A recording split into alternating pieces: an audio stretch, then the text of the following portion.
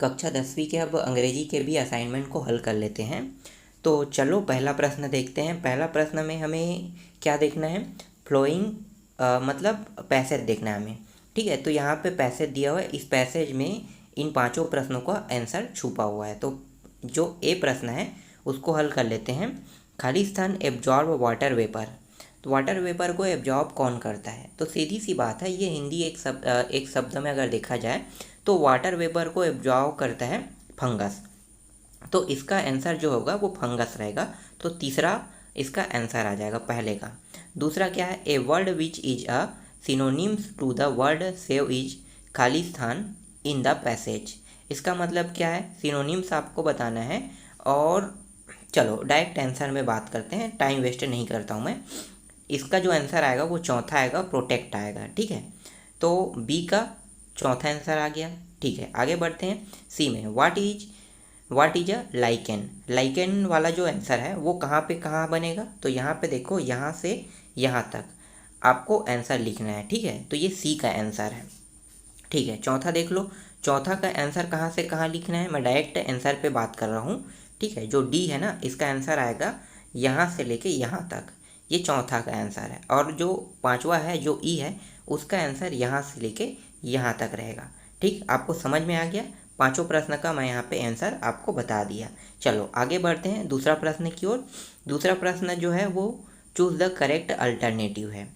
तो आपको यहाँ पे अल्टरनेटिव चूज़ करना है। तो पहला में तीन, मतलब सभी प्रश्नों में तीन ऑप्शन है। तो पहला में ए आएगा, देयर, दूसरा में बट आएगा, बी आएगा, और तीसरा में ए आएगा, फ्यू आएगा।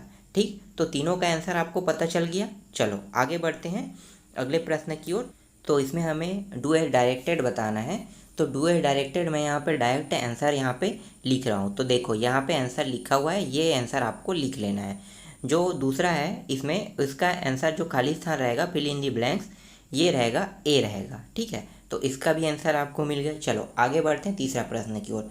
तीसरा प्रश्न में हमें आंसर बताना है। ठीक है, तो दो प्रश्न दिए हुए हैं, इन दोनों प्रश्नों का आंसर हमें बताना है।